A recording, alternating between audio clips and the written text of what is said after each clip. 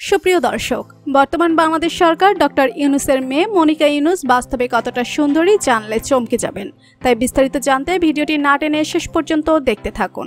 সুপ্রিয় দর্শক, 2024 সালের এই কোটা আন্দোলনের জন্য শেখ হাসিনা বাধ্য হয় বাংলাদেশ ছেড়ে আমাদের পাশের দেশ ইন্ডিয়াতে চলে যেতে।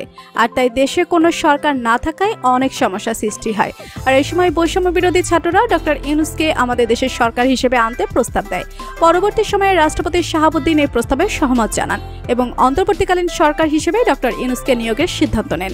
এরপর 8 আগস্ট ডক্টর ইউনূস দেশের অন্তর্বর্তীকালীন সরকারের দায়িত্ব গ্রহণ করেন। মোহাম্মদ ইউনূস 1940 সালের 28 জুন চট্টগ্রাম জেলার 8হাজারীর কাপ্তাই সড়কের পাশে বাথুয়া গ্রামে মুসলিম সওদাগরদের একটি বাঙালি পরিবারে জন্মগ্রহণ করেন। তার পিতা হাজী মোহাম্মদ দুলা মিয়া সওদাগর একজন গহনা ব্যবসায়ী এবং তার মা হলেন সুফিয়া খাতুন। তার শৈশব কেটেছে গ্রামে। 1944 সালে তার পরিবার চট্টগ্রাম শহরে চলে আসে এবং তিনি তার গ্রামের স্কুল থেকে লামাবাজার প্রাথমিক বিদ্যালয়ে চলে আসেন। 1949 সাল নাগাদ তার মা মানসিক রোগে আক্রান্ত হন। পরে তিনি চট্টগ্রাম কলেজিয়েট স্কুল থেকে পূর্ব পাকিস্তানের 39,000 ছাত্রদের মধ্যে 16তম স্থান থেকে মেট্রিকুলেশন পরীক্ষায় উত্তীর্ণ হন। ডক্টর ইউনূস একজন সমাজসেবক এবং নোবেল বিজয়ী। এবার জানা যাক ডক্টর ইউনূসের মেয়ের ব্যাপারে।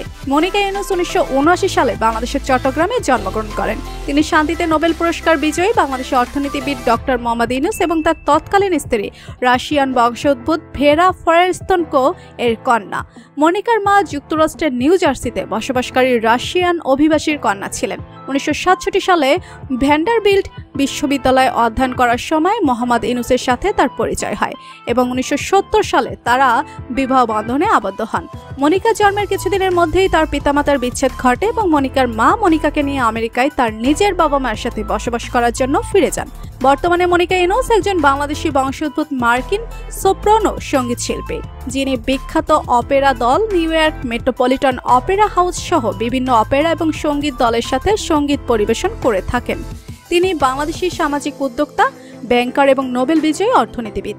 মনিকা ইউনূসের মায়ের সাথে ডক্টর ইউনূসের বিচ্ছেদ ঘটলেও তিনি তার বাবা ডক্টর ইউনূসের সাথে প্রায় দেখা করেন এবং কিছুদিন পর সোশ্যাল মিডিয়াতে তাদের একসাথে তোলা ছবি পাওয়া যায়। তো প্রিয় দর্শক, বাংলাদেশের অন্তর্বর্তীকালীন সরকার ডক্টর মোহাম্মদ ইউনূসকে আপনাদের কাছে কেমন লাগে অবশ্যই কমেন্ট করে জানিয়ে দিন আপনাদের মতামত।